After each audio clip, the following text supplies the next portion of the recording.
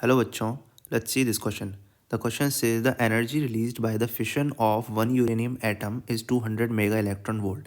The number of fissions per second required to produce 3.2 megawatt of power is. Now जो एक uranium atom से हमें जो energy मिल रही है वो है हमारी 200 मेगा इलेक्ट्रॉन वोल्ट. इस वाली एनर्जी को हम E1 मान लेते हैं, तो ये हो जाएगी इक्वल्स टू 200 इंटू 10⁻6.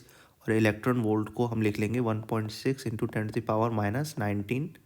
तो ये हो जाएगा हमारा 3.20 इंटू 10⁻11 जूल. हमने पहली वाली एनर्जी को हमने जूल में कन्वर्ट कर लिया. अब ये बोल रहा है कि कितने फिशंस एक सेकंड में हों जिससे कि हमें इतनी पावर मिल जाए. तो हम इस वाली पावर के करस्पॉन्डिंग एनर्जी निकाल लेते हैं. हमारे पास पावर का फॉर्मूला होता है E डिवाइडेड बाय टाइम. यहाँ से हमारी एनर्जी आ जाएगी equals to power into time.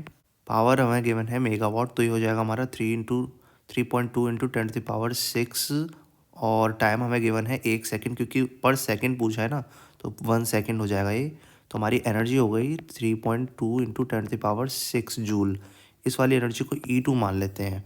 तो हमसे पूछा है कि कितने फिशंस लगेंगे इतनी एनर्जी जनरेट करने में. अब हम इसमें सिर्फ यूनिटरी लॉ लगा के हम निकाल सकते हैं कि नंबर ऑफ फिशन पर सेकंड कितने होंगे इतनी एनर्जी जनरेट करने के लिए. एक यूरेनियम एटम के फिशन होने से हमें E1 एनर्जी मिल रही है, तो n नंबर ऑफ फिशन होने से E2 एनर्जी मिलेगी. तो यहाँ से हम क्रॉस मल्टीप्लाई करके सीधे निकाल सकते हैं E2 into 1 divided by E1.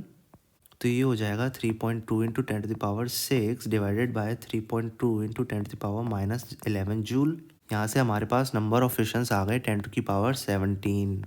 तो यानी कि 10⁻17 नंबर ऑफ फिशंस पर सेकेंड होंगे to generate 3.2 megawatt of power. I hope you understand the concept. Best of luck.